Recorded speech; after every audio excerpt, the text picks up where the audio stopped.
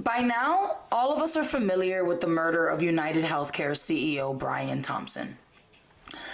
Allegedly, Thompson was murdered at the hands of 26-year-old Luigi Mangione. This murder has triggered outrage, debate, and a jarring spotlight on America's healthcare industry. Yet, the charges against Mangione, first-degree murder and furtherance of terrorism, have many questioning if the law is being manipulated to protect an elite corporate executive at the expense of equal justice.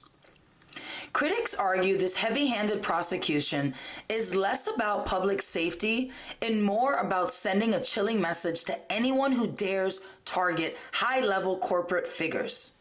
School shooters who devastate entire communities, even possibly for generations, often face straightforward murder charges, rarely terrorism. But here, one profile victim, seen by many as the embodiment of a greedy healthcare system, prompts an immediate escalation to terrorism allegations. The disparity is fueling anger, suggesting that it's a far graver crime to kill a privileged CEO than to slaughter thousands of everyday citizens through company policy and the swipe of a pen. That anger intensifies when you consider Thompson's record. Leave aside insider trading. I'll leave that out of the way because it normally doesn't affect the average everyday person, right? But documents and whistleblowers have pointed to coverage denials and premium spikes under Thompson's watch, potentially causing countless patients to suffer, and in some cases, even die for lack of adequate care, even if we religiously pay our premium every month. We have no guarantee that our health insurance company actually has to pay for the medical procedures that we count on them paying for. Detractors call Thompson a bloodsucker, a leech, charging that his decisions valued profit over human life. An executive whose policies they contend inflicted mass harm. By painting Mangione as a terrorist, the authorities risk turning him into a martyr. For those who believe the healthcare system is corrupt and exploitative, and especially for those who have lost hope that our governments will actually regulate on the greed of the corporate oligarchy in this country. Some go even further, invoking a utilitarian viewpoint to argue the murder might be considered justified from a purely consequentialist perspective. Utilitarianism measures morality by weighing overall happiness and unhappiness. In that framework, a single act of violence may be seen as morally permissible if, hypothetically, it prevents significantly greater suffering.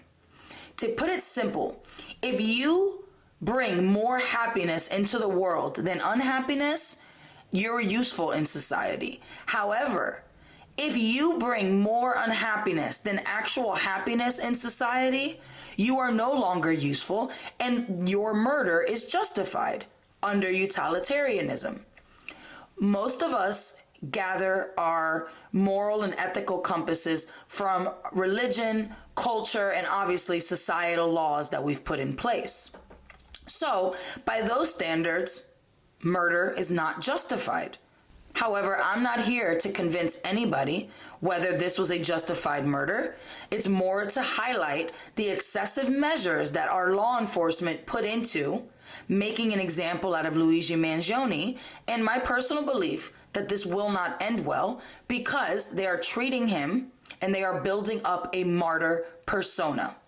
Mangione supporters claim that Thompson's alleged actions as head of a giant insurer created far more collective misery, denying vital treatments, driving up costs, and causing real harm to those who couldn't afford care. In their eyes, one life lost may be outweighed by saving or improving the lives of thousands who suffer under predatory practices. However, legal scholars and the broader public remain deeply uneasy with such arguments, pointing out that taking a life is rarely, if ever, ethically defensible. Even if Thompson's actions had monstrous effects, does that truly grant moral license to kill him? And should our justice system dismissed mass shootings as ordinary murder while branding a single target killing as terrorism simply because the victim was wealthy and powerful? These questions may follow Mangione's case all the way through trial. As prosecutors press a terrorism narrative, they risk sparking more resentment from a populace fed up with elite impunity. If the aim is to deter further violence, painting Mangione as a radical threat could backfire, especially when everyday Americans perceive a system rigged to protect the few at the top. In the end, this story is about far more than a brutal homicide.